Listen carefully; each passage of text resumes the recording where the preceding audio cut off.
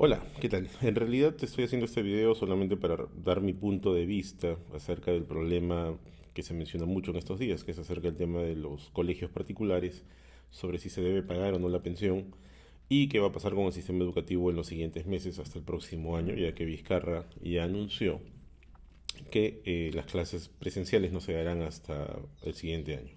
¿Ok? Entonces, para explicar esto, es necesario que tengamos en cuenta algunos puntos básicos, ¿de acuerdo? Se ha dicho por ahí que el Estado no puede intervenir en los colegios particulares y esto es falso. Si bien es cierto, los colegios particulares tienen cierta independencia en cuanto a cómo deciden los cobros, si hay una regulación básica que tienen que cumplir porque también son evaluados por las entidades responsables de medir el nivel de calidad de la educación en el país. ¿De acuerdo? O sea, no están ajenos al Ministerio de Educación, tienen que cumplir con sus reglas también. Si bien es cierto, han dejado el tema de los precios en un limbo temporal, creo que es una buena oportunidad para que este tema se pueda solucionar. Segundo, hay mucha gente que se ampara en las leyes. Ok, es correcto, finalmente todo lo que se tiene que hacer es legal, pero a veces nos olvidamos de algo importante. Las leyes son herramientas, no son fines u objetivos. ¿Eso qué quiere decir? De que si hay una ley que perjudica a los peruanos, esa ley tiene por obligación que ser modificada o eliminada. ¿De acuerdo? Ok, si dejamos estos puntos claros, ahora les voy a contar qué es lo que está ocurriendo con los colegios aquí en el Perú. La situación actual es que las clases se detuvieron en marzo. Muchos colegios ya habían empezado pues, una o dos semanas antes y los niños pues estuvieron asistiendo inicialmente, pero se detuvo a raíz de la cuarentena. No se sabía cuánto tiempo iba a durar la cuarentena y los colegios pidieron que los pagos de las pensiones se realicen de manera normal. Sin embargo, cuando la cuarentena se empezó a ampliar y se empezó a ver la gravedad de esta pandemia, se empezó a conversar acerca del tiempo estimado que tomaría retornar a las clases presenciales y al parecer los colegios están muy, pero muy empecinados en no bajar sus brazos y en pedir que se paguen las pensiones como si se estuvieran dando las clases normales. ¿Ok? Esa es la problemática actual. Obviamente los padres estamos preocupados porque estamos pagando por un servicio que no estamos recibiendo y el gobierno ya dijo que no se va a meter en el tema. Entonces, ¿la problemática cuál es? Los colegios quieren cobrar por algo que no están entregando, los padres no quieren pagar por algo que no están recibiendo, y el Estado, que debería ser el árbitro, no se quiere meter en el tema. ¿Ok? Esa es la problemática, y yo voy a dar mi opinión sobre este punto. ¿Ok? O sea, sí es cierto que hay varios temas importantes, están las AFPs, está el tema de la cuarentena, está el tema económico, de qué empresas deberían salir o qué no, los riesgos potenciales o no, de cómo deberíamos afrontar esta crisis. Sí, hay muchos temas que nos deben preocupar, pero ese tema de la educación creo que se debe atacar hoy porque es una excelente oportunidad para arreglar esto de una vez por todas. Todos sabemos que la educación en el Perú es una de las más pobres que puede haber en toda América Latina. O sea, no importa si eres de colegio particular, eso tampoco te asegura una educación de calidad. Invierten porque contratan a profesores que cobran más, tienen mejor infraestructura, es correcto, pero miren a los congresistas que tenemos, miren a los empresarios que tenemos, personas que tienen una educación, si valoramos la educación en papeles solamente, pues vemos que hay empresarios, políticos, celebridades que tienen hartos papeles, pero cuando abren la boca son una desgracia. Demuestran toda su ignorancia en el momento en el que se les pone un micro delante. Entonces la educación no es algo pues de lo que podamos jactarnos hoy en día. ¿De acuerdo? Ok. ¿Qué es lo que debería ocurrir?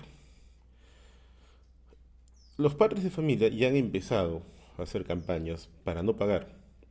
Y me parece bien, porque no se debe pagar por algo que no estamos recibiendo. Eso es algo que me parece justo. Y los colegios dirán que nos están dando clases virtuales. En realidad no nos están dando clases virtuales. Las clases virtuales son mucho más complejas de estas videollamadas grupales que están realizando, porque esto es lo que son. Son videollamadas grupales de 30 a 40 minutos 3 veces al día. ¿Ok? ¿Eso qué quiere decir? Que por un promedio de 2 horas diarias, los colegios quieren cobrar exactamente lo mismo, que lo que cobraban antes. Adicionalmente a esto, entre estos 30 o 40 minutos hay un desorden terrible. Los niños no van a aprender porque están más preocupados en seguir a la profesora, en distraerse con el chat que aparece en estas videollamadas y esperando sus respuestas que nunca son contestadas. Obviamente los profesores no pueden contestar porque si no también perderían el hilo de la clase y gastarían esos 30 o 40 minutos sin lograr cumplir su objetivo de esa clase. Entonces, el problema actual es mucho más complicado del que se dice. Ayuda mucho, sí, las clases que están dando, las videoclases que están dando por televisión nacional, sí. Ayuda a que los profesores se conecten en línea también, pero no deberían ser lo primordial o la parte básica de la educación virtual. ¿Qué cosa es educación virtual? Es que el alumno pueda tener de manera interactiva, multimedia y en la nube, material didáctico, interactivo, que le permita realizar tareas y controles de seguimiento, que es que el profesor pueda ver qué tanto está avanzando, aprendiendo, desarrollando el niño, y que también pueda ser evaluado de la misma forma, porque hoy en día, ¿qué ocurre? El profesor habla y habla y habla de la información que pueda tener impresa, y luego pues por ahí algunos usan una pizarra en sus casas, otros utilizan una pantalla para escribir en la computadora, pero terminan repitiendo lo que está en el libro. Entonces, básicamente los profesores hoy en día se han convertido en un replicador de lo que las editoriales ponen en sus libros. Y eso en realidad es solamente doble trabajo. ¿Qué implica la educación virtual? La educación virtual implica que existe una plataforma que permita tener todo el material didáctico necesario para que el niño pueda aprender sin la necesidad de que alguien esté a su costado. Es bueno que los profesores estén. ¿Eso qué quiere decir? Que los profesores no deberían perder su trabajo. ¿Por qué? Porque los profesores deberían dedicarse a guiarlos, a hacerles acompañamiento, a hacerles seguimiento. Los profesores deberían asegurarse de ayudar a los alumnos a los que vean que necesitan un mayor esfuerzo para entender lo que está en el material. Eso también lleva a que el material debe ser muy preciso, el material debe ser muy didáctico. No porque hoy en día algunos intentos de educación virtual fallan, quiere decir que la educación virtual es mala. No, simplemente que el material debe ser mejor. ¿Ok? Ahora, ¿qué es lo que creo yo? Que estamos en un punto perfecto para empezar a trabajar en ese material.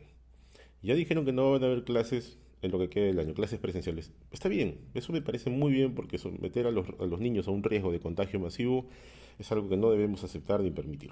Esa parte está bien y estoy totalmente de acuerdo. Pero estamos a 7 meses de terminar el año y creo que es tiempo suficiente para que el gobierno se dedique a trabajar en ese material para que al siguiente año se aspire a tener una plataforma de educación virtual como se debe. Antes se decía que era imposible, que no se podía tener una plataforma de educación virtual y ahora, con esta pandemia, estamos obligados a hacerlo. Es algo parecido al trabajo remoto que ahora las empresas sí pues tienen que hacer porque si no paran, ¿no? Antes decían que no, que era mucha inversión, que no se podía por la cultura peruana. Miren, pues este virus nos ha obligado a cambiar de cultura de un momento para otro. Bueno, si el gobierno invierte de manera correcta en estas herramientas para la educación virtual, lo siguiente que viene es el tema de la optimización de gastos en infraestructura. ¿Cuántas veces oímos de colegios que se caen a pedazos? Pero si la educación virtual existe y es soportada de manera correcta, pues ya no va a haber la necesidad de invertir en tanta infraestructura, precisamente porque va a ser virtual. Seguramente habrán pequeñas instalaciones y para alumnos que no tengan acceso al internet y puedan llegar a un lugar en donde sí hay acceso, pero ya no va a ser pues el tamaño tan grande como el que se genera en las escuelas públicas porque se asume que los niños tienen que ir sí o sí, tienen que ir todos. Ya no. ¿Ok? Ahora, eso por el lado del sector público. Por el sector privado, sin embargo, el tema es un poco diferente. Los colegios privados dicen que no pueden pagarle a sus profesores si es que nosotros no pagamos la pensión. A ver, primero, para empezar, eso es mentira. Y les voy a demostrar muy rápido por qué. Pueden hacer los cálculos si quieren, desde donde estén. Pero en promedio un costo de pensión en un colegio particular, desde el más barato hasta el más caro, puede oscilar entre 500 y 800 o 900 soles. Estoy hablando de un tema, o sea, que el promedio está en ese rango. Eso quiere decir que el más barato posiblemente cueste 500 y el más caro cueste 900 o pueden haber algunos que un poco más. ¿Ok? Pero el promedio debe estar entre 500 y 900. Si fuera 500, estamos hablando de que hay un promedio de 35 alumnos por aula eh, y estamos hablando de 5 secciones por grado. Eso es un total de que cada colegio debe recibir al mes entre 1 a 2 millones mensuales de soles. Ojo que los colegios no pagan impuestos. Y si reciben cerca de 2 millones mensuales, estamos hablando de cerca de entre 10 a 20 millones de soles anuales. A eso sin contar la matrícula y sin contar los derechos de inscripción. ¿Ok? Díganme una cosa, ¿ustedes cuánto creen que gastan los colegios en el sueldo de los profesores al mes? ¿Creen que gastan 100.000 soles? Siendo generosos, digamos que sí, que gastan 100.000 soles al mes en profesores y otros 150.000 soles en mantenimiento de su infraestructura y gastos administrativos. Cosa que yo sigo pensando que el monto es bastante alto, pero démosle esa ventaja de la duda. Eso es un total de 250.000 soles mensuales, lo que generaría una ganancia neta de más de medio millón. Estamos hablando de entre 700 y 750.000 soles mensuales. Si multiplican eso por los 10 meses que cobra el colegio, estamos hablando de una cantidad bastante grande.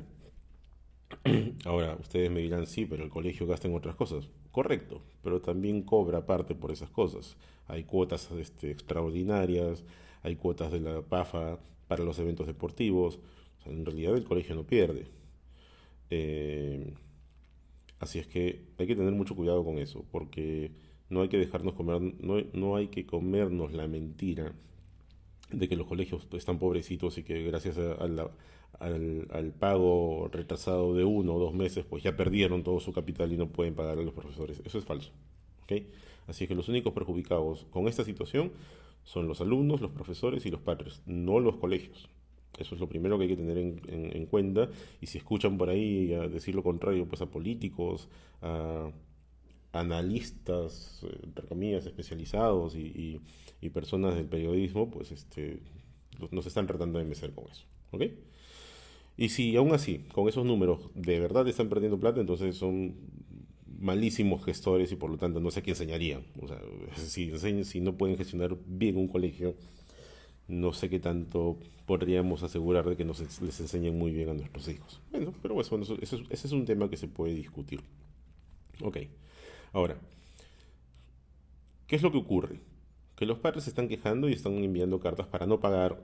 Y está bien, yo creo que los padres deben seguir con esa lucha porque sí me parece injusto que se pague por algo que no se está recibiendo. ¿Ok? Los colegios, yo creo, confiados porque el gobierno ya ha dicho que no se va a meter, pues han dicho yo tengo la sartén por el mango y no voy a bajar mis precios ni mis pensiones y voy a seguirles cobrando lo mismo. Lamentablemente, pues un ministro dijo hace poco una frase bastante lastimosa que fue, bueno, si no pueden mantener a sus hijos en un colegio particular, pásenlos a un colegio estatal, como si los colegios estatales pues tuvieran la capacidad para poder aceptar a más niños. Y eso es, la verdad que fue una respuesta bastante tonta y que generó más preocupación todavía en los padres de familia. Eh, Ojo que los padres de familia son los mismos padres que están perdiendo sus empleos por ese tema de la suspensión perfecta, son los mismos afectados porque no van a poder recibir una CTS, porque no pueden cobrar sus AFPs, porque hay empresas que pueden despedirlos sin pagarles sus beneficios, etcétera. Ojo, o sea, esas mismas personas son los padres de familia, no es otro universo diferente que tiene un ingreso asegurado, ¿de acuerdo? Ok. Al inicio de este video decía que es una excelente oportunidad y que estamos en un tiempo perfecto para tratar de arreglar esto. ¿A qué me refería con esto? Imagínense que el gobierno abre los ojos y dice, ok, es momento de invertir en una plataforma de educación virtual nacional. Y lo logra.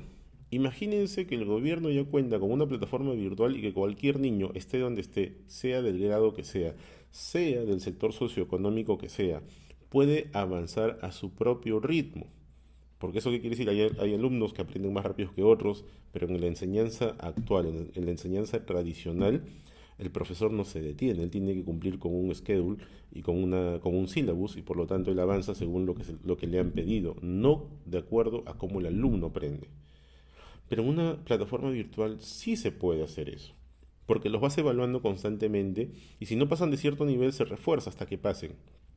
Y el profesor no tiene por qué retrasarse, porque de nuevo el profesor sería un control de seguimiento, estaría pendiente de cómo van los alumnos, hablaría con los padres de familia, tendría más tiempo para hablar con los alumnos y reforzar ese tema de aprendizaje, en lugar de ponerse ahorita solamente pues en dejar tareas y tareas y tareas que en realidad nos complican la vida un montón porque por si no lo saben los profesores, así como está prohibido salir en toques de queda, así como están prohibidos algunos negocios, no todos tenemos impresoras con cartuchos infinitos, así es que conseguirlos también es un poco problemático y es precisamente la tarea que te dejan, ¿no? Imprimir estas tareas para que los desarrollen los niños. Bueno, si el gobierno tuviese esta plataforma y tú tanto como si tú tienes a tus hijos en colegio nacional o si los tienes en colegio particular, igual para ambos tienen que entrar a una plataforma virtual. ¿En dónde meterías a tus hijos? ¿En un lugar en donde está subvencionado por el Estado y que tiene todos los controles, o en uno en donde no sabes en cuánto tiempo te van... Uno, para empezar, no sabes cuánto te van a cobrar.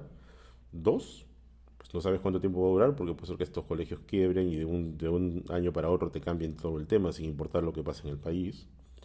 Y además, sabes que son los que te han estado pues cobrando lo que han querido durante años, así es que dudas mucho de su real intención acerca de incrementar el nivel de educación en el país. ¿Qué harías? ¿En dónde meterías a tus hijos si la educación es la misma? Si la plataforma y el tipo de contenido es el mismo, ¿en dónde los meterías? ¿En donde tienes que pagar mucho? Pues donde de repente no pagas. O si pagas, pagas lo mínimo. Ese es el panorama que deberíamos explotar porque como en otros países, la educación estatal debería ser la más importante, debería ser la de mejor calidad, solamente aquí es la de peor calidad. ¿Por qué? Porque todavía seguimos pensando que un buen colegio es un colegio que tiene carpetas, que tiene sillas, que tiene infraestructura, mientras más grande sea es mejor, y eso es falso. Un buen colegio es el colegio que saca a los mejores alumnos, y un mejor alumno es un niño que se convierte en una buena persona, que está preparado para enfrentarse al día a día de la vida real, a la calle, que va a tener herramientas para poder liderar una familia, para poder sobresalir en el trabajo, para poder liderar a otras personas. Eso es un buen colegio y no es algo físico. Entonces, finalmente, queremos hacer algo, queremos reclamar por la educación de nuestros hijos.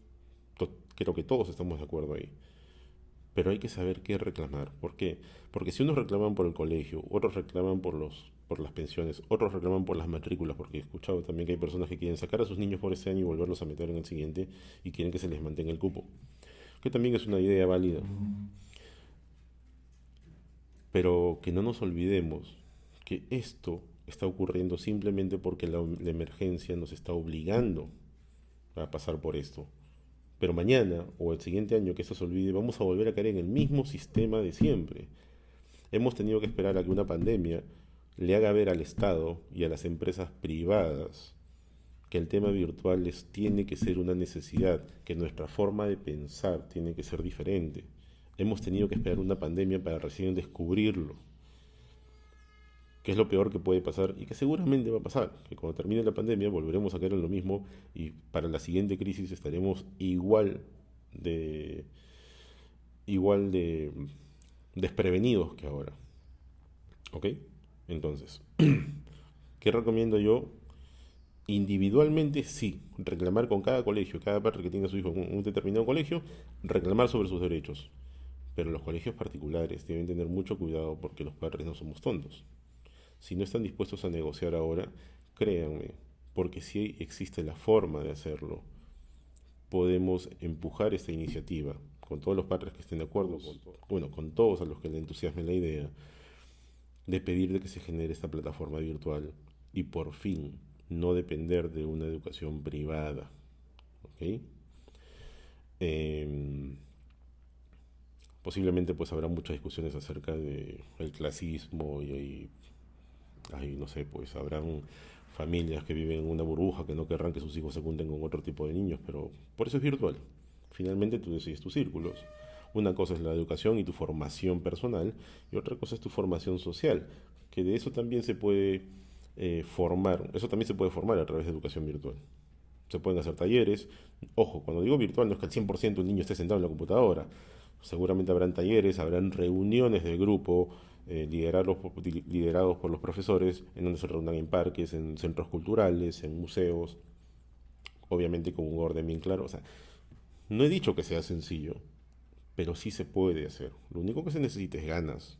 Ganas y capacidad. Y si tenemos complicaciones para hacerlo aquí en el Perú, hay un montón de empresas en el extranjero que ya han hecho esto, así es que solamente habría que buscarlas y contratarlas y que nos hagan el tema nosotros. Y ya está. ¿No? O sea, lo ideal es que lo haga una empresa peruana.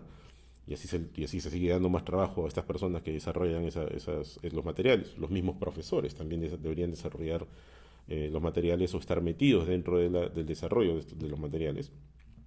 Pero hay formas. Si no encontramos aquí, pues allá afuera. ¿Ok? Ahora, como último punto y para terminar, existe el gran mito de que la tecnología debe traerte mayores costos y esto es falso. Es al revés. La tecnología se ha hecho y se aprovecha para reducir costos. ¿Qué quiere decir eso? Cuando hablamos de plataforma virtual, que no vengan después algunas autoridades a decirnos que como ahora todo es virtual, el gobierno ha invertido más y por lo tanto el gobierno o la empresa ha invertido más y por lo tanto debe costar más. Eso es falso. La tecnología hace que los ahorros sean más grandes. ¿Por qué? Porque ese desarrollo de materiales no se va a hacer cada mes, eso se hace una vez al año. Los padres ahorraríamos en libros, ahorraríamos en cuadernos, porque todo el material va a ser virtual, todo el material va a ser digital, incluso los exámenes. Se ahorrarían en materiales, ahorrarían en pasajes, y más que pasajes en el tráfico, que es un generador de estrés pero impresionante. Imagínense cuánto tiempo ganarían al día evitándose todo eso. La tranquilidad de no estar corriendo por los útiles o por los libros. Los mismos profesores también. Ya no gastarían en instalaciones, no gastarían en mantenimientos de infraestructura, de colegios, en computadoras. ¿Cuánto creen que gastan los colegios o el gobierno en este tipo de infraestructuras? Es un montón de plata.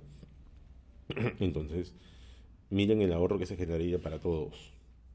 ¿Ok? Bueno, disculpen si de repente las ideas están un poco desordenadas, pero la verdad es que me preguntaron mucho por este tema, amigos muy cercanos, y yo me expando mucho con la respuesta, así es que preferí hacer un video y ya cuando alguien más me lo pregunta, pues simplemente le comparto el video. Así es que si les parece que es una idea razonable, pues si quieren conversar más al respecto, no hay problema, me contactan y seguimos hablando porque lo que les estoy dando es mi parecer de qué es lo que se debería hacer, pero es muy general.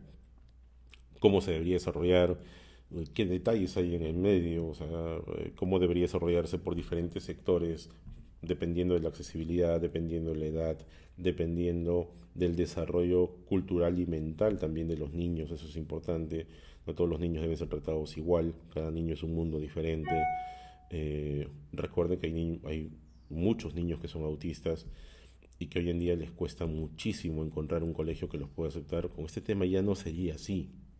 O sea, miren la cantidad de oportunidades que esta plataforma podría darnos y no invertiríamos mucho dinero, solamente tiempo. Tiempo y cerebro, nada más. Niños con discapacidad, cursos especiales para sordos, cursos especiales para mudos, cursos especiales para ciegos. Eh, Se puede hacer un montón de cosas si sabemos reclamar. Es una buena oportunidad y ya el gobierno dijo que no van a haber clases presenciales hasta el siguiente año, así es que tenemos dos opciones: o nos quedamos parados hasta diciembre y esperamos a enero a que todo vuelva a ser igual que antes, o aprovechamos estos 7 meses que quedan para que las cosas sean mucho mejor que antes. ¿Ok? Bueno, a los que vean este video, gracias por aguantarme en estos minutos, pero creo que era un tema que no quería dejar pasar de comentar.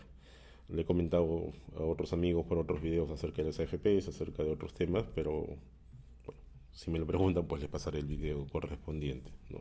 Y como les dije, si quieren conversar al respecto, contáctenme y hablaremos al respecto. O si quieren conocer de empresas que hacen este tipo de soluciones, también conozco empresas que lo hacen. La verdad es que el tema está muy amplio y hay mucho por trabajar. No solamente debe quedar en una idea. Lamentablemente yo no tengo contactos, digamos, que tengan influencias correctas como para que esta información llegue a las personas que a mí me gustaría que llegue. En algún momento le he escrito a algunos políticos que se interesaron inicialmente por lo que yo les podía decir, pero cuando les empecé a comentar de que habrían ahorros de costos y estas cosas, como que parece que no les interesó. Es como, no quiero pensar mal, pero bueno, con lo que veo acá rato en noticias diría que si no ven tajada no les interesa. Quiero estar equivocado en eso, pero la verdad es que no se me ocurre otra razón por la que una propuesta que te haría generar ahorros no la desarrolles, o por lo menos la analices, ¿no? Pero bueno, eso era lo que quería comentar. Gracias a los que tuvieron paciencia por escuchar este video y me despido nuevamente. Hasta luego.